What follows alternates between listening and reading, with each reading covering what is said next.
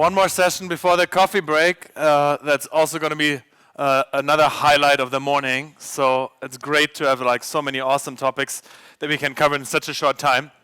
So I'm really excited that we can welcome JP Castlin, a globally renowned expert in strategy leadership and applied complexity science. He's the creator of the ABCDE framework for strategy under uncertainty, which again sounds like something that's very applicable these days with all the big changes happening around us. That's something that like many of us need. And he's an author and a columnist sharing his insights really on how to build like good and resilient strategy. His career began as a lawyer specializing in mergers and acquisitions before moving into the world of corporate governance and ultimately strategy.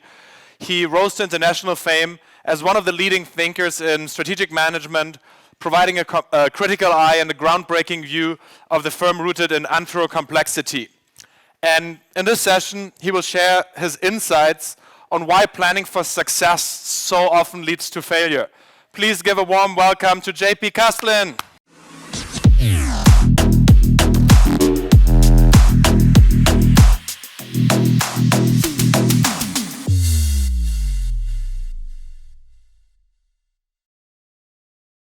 It is a genuine pleasure to be here. Over the last 2 days, we've seen some amazing new ideas, some amazing new technologies, and as Bob Dylan once sang, the times, they are a-changing.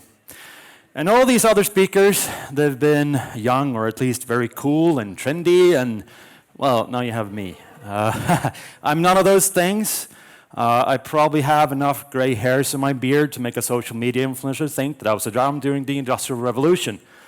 But then again, most of them appear to think that that was around the time when TikTok was invented, so, you know, there's that.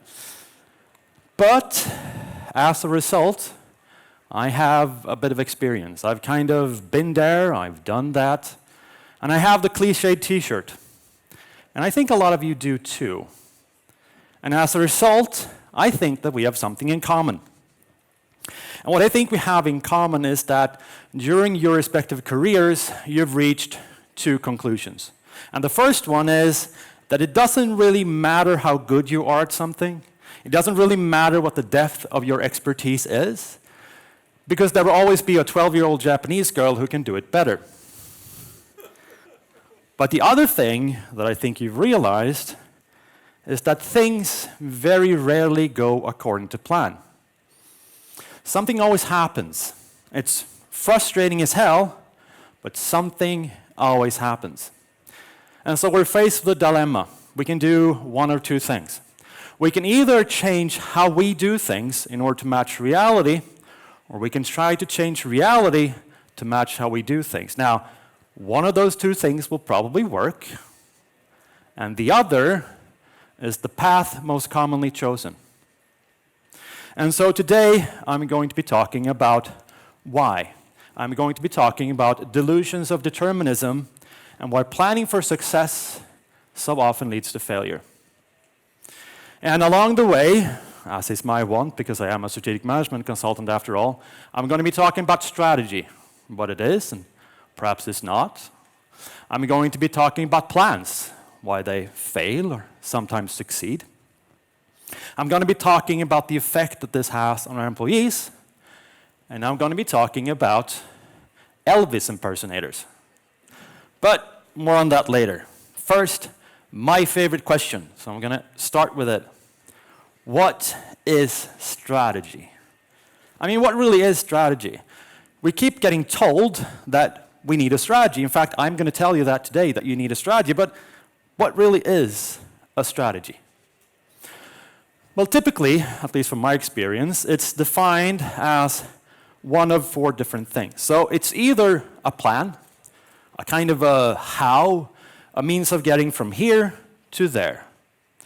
Or it is a pattern in actions taken over time.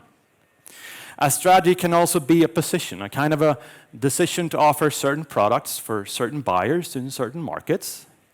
Or it can be a direction, a kind of a grand vision or something to do with movement.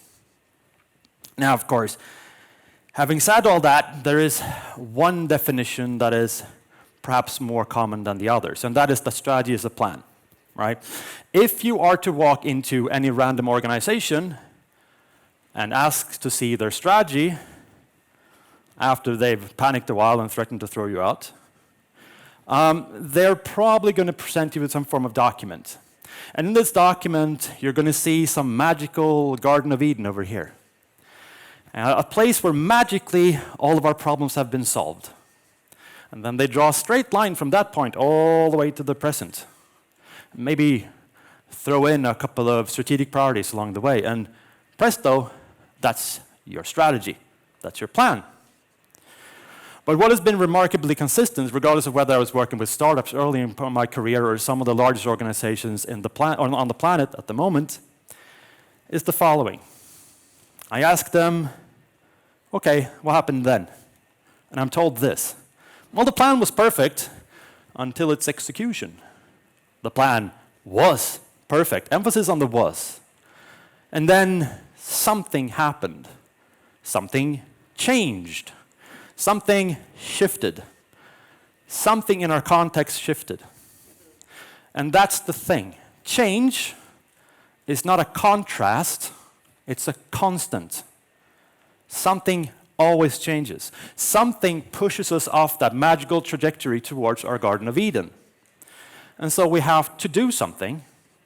And typically, that is one or two things. Either we stick to the original plan because, long term and blah, blah, blah, or we come up with a new plan. We do more planning. So time and again, we do more and more of the same old and the emergent new, expecting different results. Now, some might call that insanity. Others might call it best practice. If you're a consultant like me, you typically call it good business. Because if you created that plan, you can kind of double dip back into your client pool, and you can tell everyone that, listen guys, we need an update. If you didn't create that plan, well, you can dip back into your pool of potential clients and go, listen guys, I told you that shit didn't work or wouldn't work.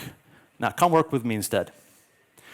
Either way, the cycle begins anew, and CEOs are drowning in help. So the question is, why do we do this? And there are many reasons why, but I'm going to highlight three. The first one is that we've been indoctrinated.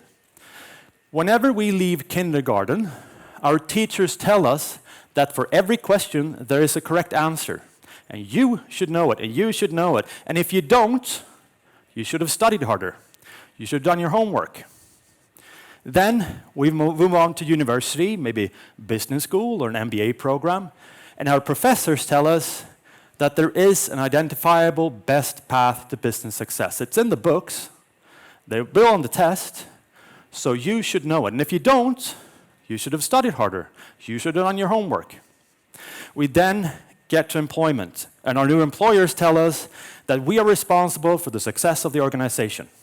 And there is a best path to success. Somewhere out there, just look at all the other companies that we keep getting told about. They've found the answer, so clearly the answer's out there. So it's a matter of finding it. And if we don't, we should have studied harder. We should have done our homework. And planning is kind of the logical conclusion to this narrative, because if the truth is out there, if there is a single best path to success, it stands to reason that all we have to do is do our homework and study hard and find that. And then we can just plan our way to success. The second reason why we like planning is a lot simpler. Plans provide a sense of control. We agree on what to do, right? And then we do as we agreed. Thirdly, plans provide a sense of predictability. Plans in practice often becomes programming, in other words, scheduling action. And as soon as we schedule action, action becomes scheduled. And so sticking to the plan becomes sticking to the schedule. And we want to stick to the schedule, we don't want to be late. Shareholders especially love this because it informs them not only of what's going to happen, but also when. But then again, things rarely do, as we agreed. Something always happens. So what are the reasons why stuff happens, why shift happens. Well, again, there's no end to the amount of things that can happen, but I've highlighted 3. The first one is that employees have agency. Just because we agree to do something, it doesn't mean that anyone will actually do it, right? Employees have all kinds of incentives for not doing as they're told. But contrary to popular wisdom, that's not necessarily a negative, because it might be that the kind of stuff we agreed on yesterday, today, because of that shift, is the dumbest fucking thing you can do on the entire planet. And so in order to succeed, our employees actually have to ignore what we agreed. We're not usually told this in the business books, but just as how most companies make it, not because of their competencies, but despite their incompetencies, most strategic plans that succeed do so not because the plans were great, although some are, but because the people who were tasked with executing them were able to circumvent the obstacles and fix the problems. Again, we don't necessarily read about this because in theory, there is no difference between theory and practice, but in practice, there is. Now, the second reason why plans tend to fail is because they're based on data, and all data is inherently historical. There is no other kind. There is no such thing as future data. It's literally built on our past. And so when we plan, when we kind of project into the future, we have to assume that the future will bear a strong resemblance to the past. This, of course, may or may not be true, but it often leads to all kinds of silly conclusions. So I'm going to share with you one. I mentioned Elvis impersonators. In 1977, the year when Elvis Presley died, there were 177 of them. By the year 2000, there were 85,000 of them. Now, if you take these two numbers and you forecast by extrapolation into the future, you get the following. So this is the growth of the world's population in billions, and this is the growth of Elvis impersonators extrapolated from the 1977 to 2000 data. And the point that always interests me is the one right here, which according to my calculations is March the 3rd, 2031, when every single person on the planet will become an Elvis impersonator. All right? I told you this was silly, but people fall victim to what one might call the Elvis fallacy all the time. Over the last 4 years, thereabouts, I've done a lot of work in digital retail and e-commerce. And we saw this during the pandemic. About 10 years worth of growth in 3 to 4 months. This is the Elvis curve. And yet, a lot of people thought that this would be permanent, not least Mark Zuckerberg, who invested billions in this becoming a reality. He later had to admit that, well, unfortunately, things didn't really go according to plan. The fact of the matter is that predicting the future is very difficult indeed because the future is not what it once was. It keeps changing. In fact, it is impossible to predict the future in detail when we're dealing with markets. And the reason why is because markets are so-called complex adaptive systems. A complex adaptive system is a system in which everything is linked together with everything else. We don't know how. Everything that we can tell really is that the system as a whole has a different behavior than the sum of all the parts. And we know that these systems are not causal. There's no linear material causality. They're dispositional. In other words, they're predisposed to behave in a certain way. But crucially, in a complex adaptive system, it's not that we do not know what will happen, it's that we cannot know what will happen. It's a key feature of the system, and it follows something called the principle of the adjacent possible. Now, imagine that you're standing in front of a door. You open up the door, you step inside, and in front of you are an indefinite amount of new doors. You look to your left, as far as the eye can see, doors. You look to your right, same story, doors. So you open another one, you step inside, and you see the same thing again. This is the adjacent possible. It is what can come to be.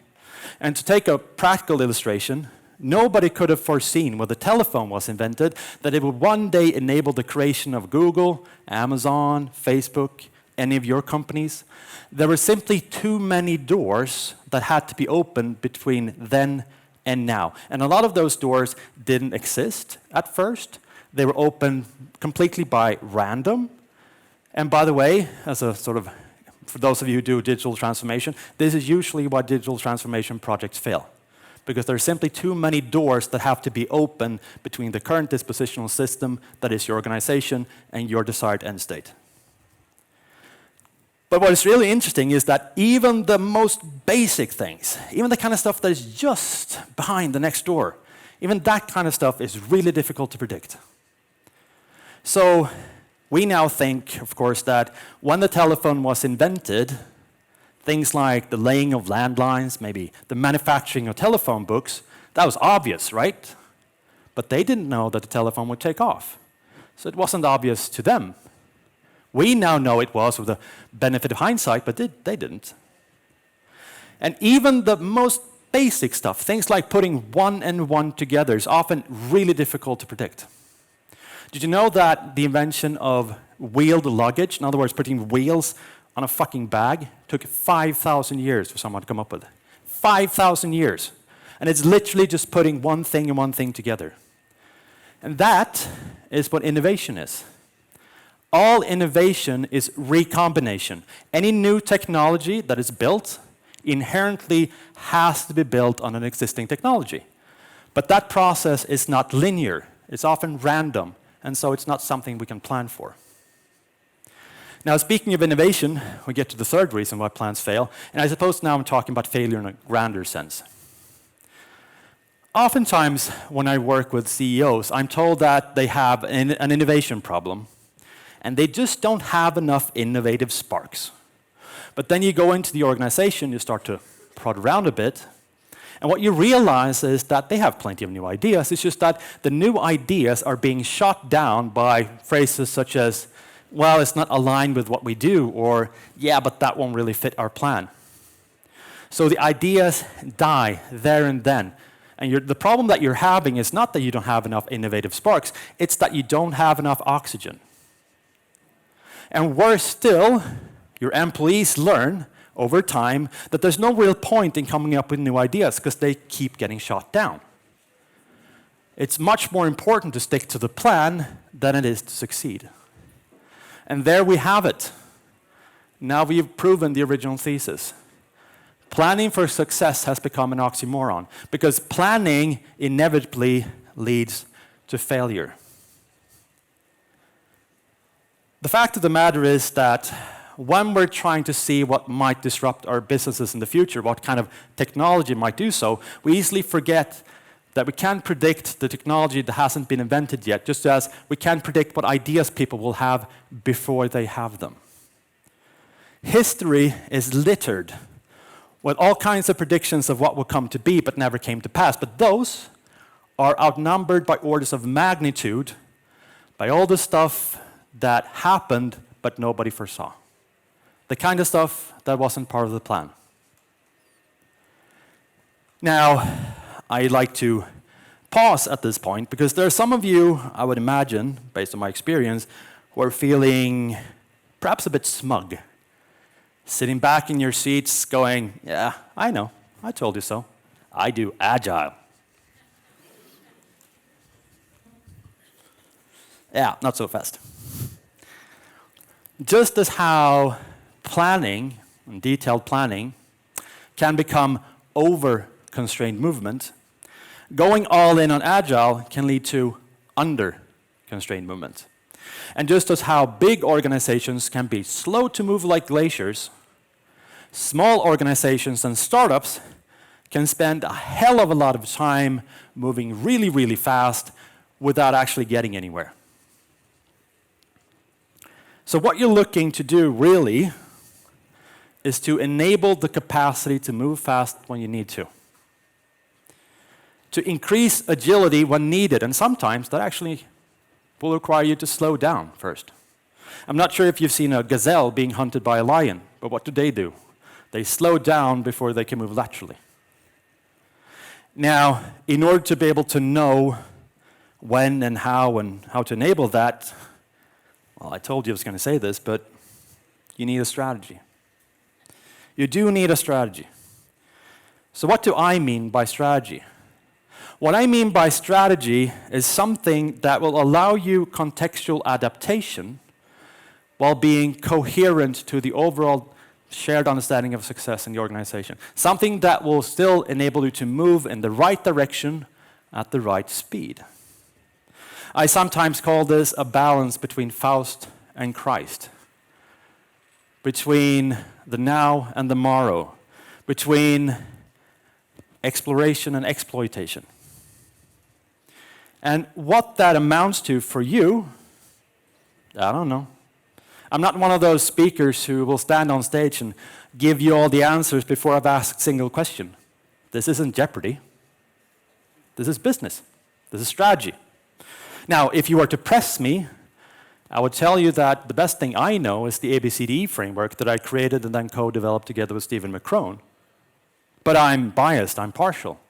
And I am that for two reasons. The first one being that, again, I created it, but also, two, because the entire point of that framework is to help you understand what to do when you don't know what to do. And it just fucking works. But, again, you do you. If you have something that works for your organization, go ahead and do that. Don't let anyone tell you otherwise. Just make sure that you're not being fooled by thinking something works when it really doesn't. Be aware of the overly detailed strategic plans that reduce that which is irreducible reality. Because that is not how we solve our biggest business problems. That exactly is one of our biggest business problems. It's not representing reality, it's coring it out so that it might be swallowed without chewing. And typically, without taste. Now, as I said, over the last 2 days, which have been absolutely amazing, we've seen some incredible new ideas and some incredible new thinking. And as Bob Dylan once sang, the times, they are indeed changing. And so I think, as a result, it is time for a change.